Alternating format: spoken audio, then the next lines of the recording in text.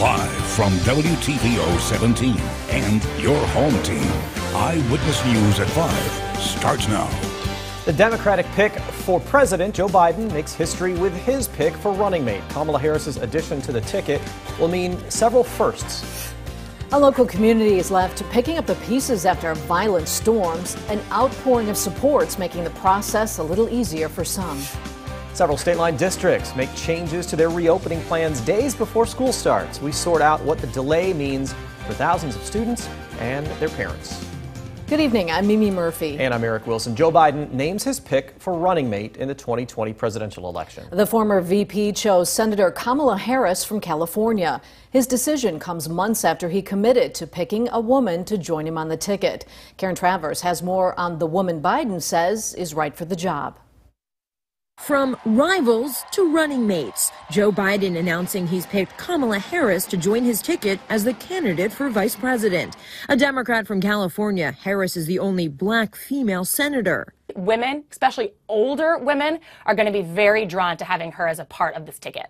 The daughter of an East Indian mother and Jamaican father, Harris graduated from Howard University in Washington and earned her law degree at University of California, Hastings. She was the first African-American woman to be elected district attorney in San Francisco, the first woman and first African-American to serve as California's attorney general. Harris ran for the Democratic nomination, but dropped out before the first votes were cast. During a debate last June, Harris launched an aggressive attack on Biden over his opposition to busing, and she made it personal. You know, there was a little girl in California who was part of the second class to integrate her public schools, and she was bused to school every day. And that little girl was me. Last month, photographers picked up notes that Biden had handwritten before a press conference. Under the header of Kamala Harris, it read, "Do not hold grudges. Campaign with me and Jill. Talented. Great help to the campaign and great respect for her." Harris calls herself a progressive prosecutor, but she's faced fierce criticism for her record. With race and criminal justice issues dominating headlines this summer, Harris has been asked to address concerns from progressive activists that she can't be a change agent on policing.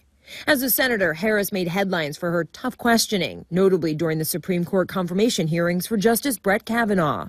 Have you ever discussed Special Counsel Mueller or his investigation with anyone? Well, it's in the news every day. It's a really specific question.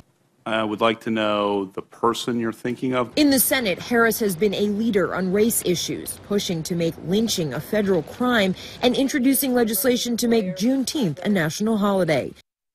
That was Karen Travers reporting. Biden and Harris are expected to make an appearance together in Delaware tomorrow.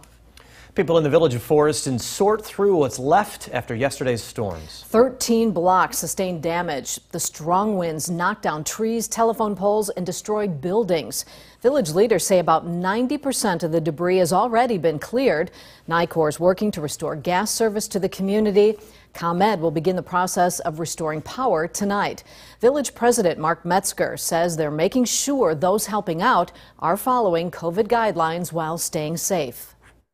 As you're kind of getting in and the volunteers getting their hands dirty, it's one of those things to, just remember to mask up, sanitize, even though they're helping out, you get caught up in the moment. But they've done an excellent job of doing that.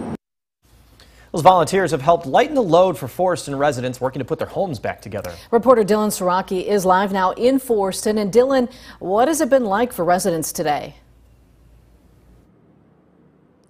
Eric and Mimi. People I talk to say they're finding help from family, friends, and even neighbors as they continue to clean up their homes following last night's storms.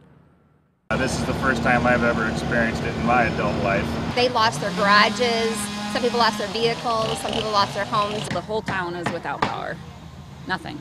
Trailers torn apart, trees covering the road. While the storm has cleared, the work now begins to clean up in Forreston.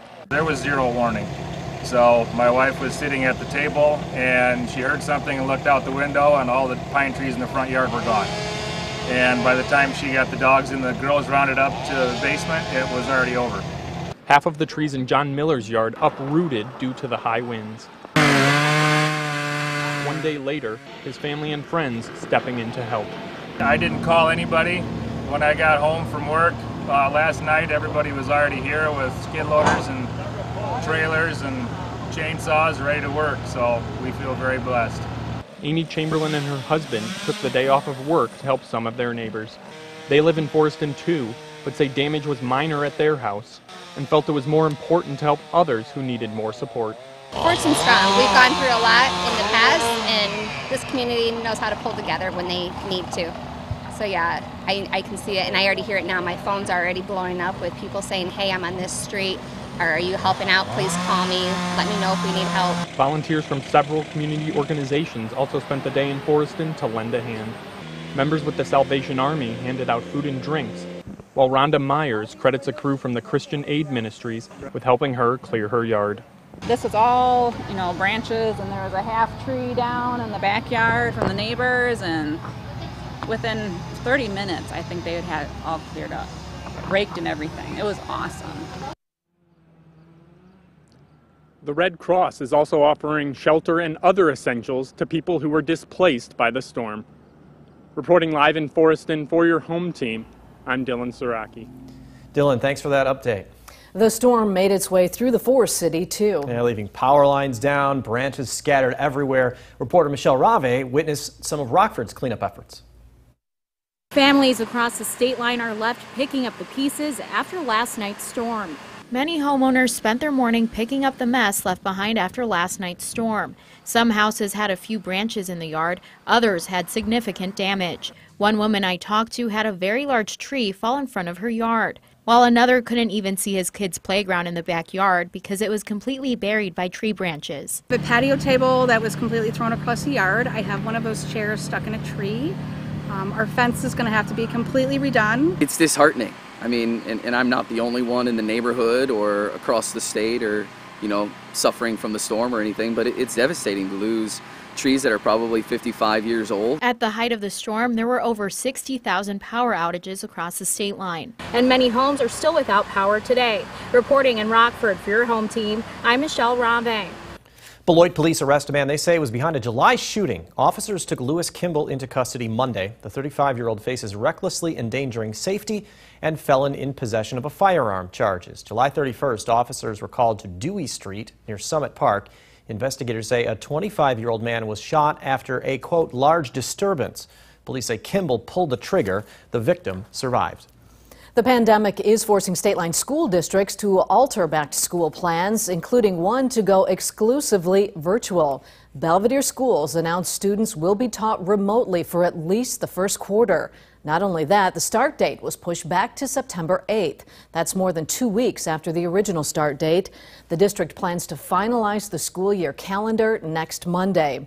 Harlem School District is also making changes to its original plan. They'll now start September 8th. They were originally supposed to return next week. Harlem schools offered parents in-person and distance learning. School leaders say the delayed start gives teachers more time to adapt their lesson plans. The Rockford School Board hopes to give teachers more time to prep as well. It's set to vote tonight on pushing the start date from September 1st to the 2nd. We'll have the results of that vote tonight on Eyewitness News at 9 and 10. Rockford Christian High School's parking lot will look a lot more colorful this upcoming school year. Seniors held a Paint the Parking Lot party. They bought a spot and showcased their creative skills. Flowers and sports were just a few of the designs. Students say it was a fun way to start the school year. It's another opportunity for us to come together. You can park in it or you can park in other spaces, but for school hours we're allowed, we're the only ones that can park in that spot. Seniors hope this becomes a tradition for future classes. Eyewitness News, your home team with Eric Wilson, Mimi Murphy, Sports Director Scott Leber, and Chief Meteorologist Candice King.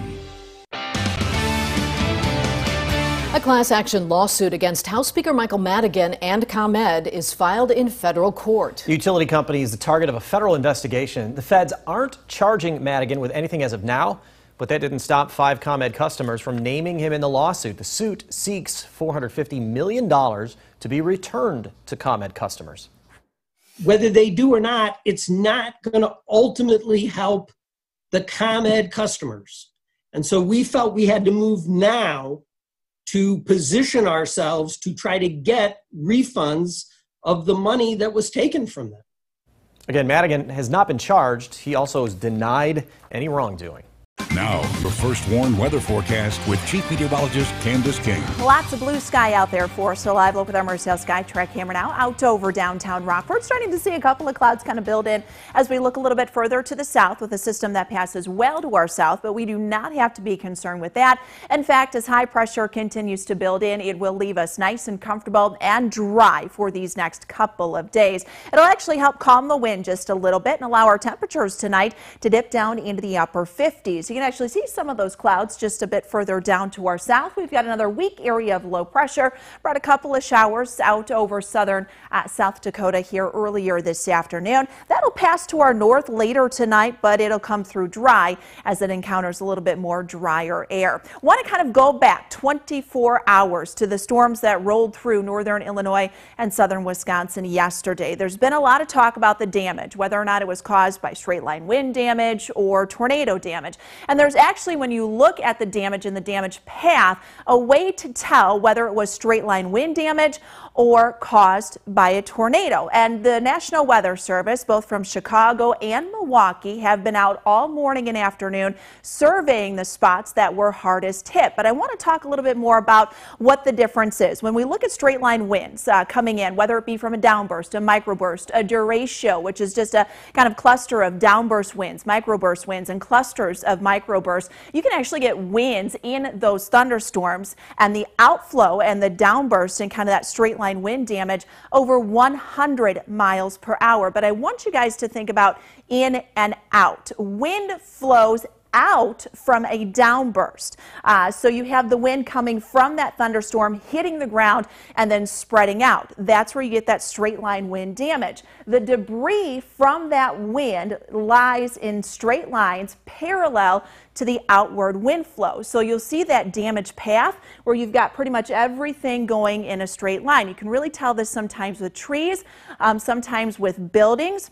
You get one building that's maybe pushed up along another building, corn that is completely flattened. So that is an indicator of straight line wind damage. When we look at damage that could possibly be from a tornado, we think wind coming in. So our wind flows into the storm and into our tornado. The debris path that is left from damage of a tornado is often lying at angles due to the curving nature of the wind flowing inside and into that storm and in that thunderstorm. So you get more of kind of like a circular pattern or a crisscross pattern, or you see that debris at angles. So that is what the National Weather Service is out surveying damage of, whether or not we had straight line wind or whether it was caused by tornado. But even so, when you get winds that are up over 100 miles per hour, whether it be straight line wind damage, well, now you're talking about the potential of EF1 strength tornado. So that's why we say take the necessary precautions whenever there is a severe thunderstorm warning issued,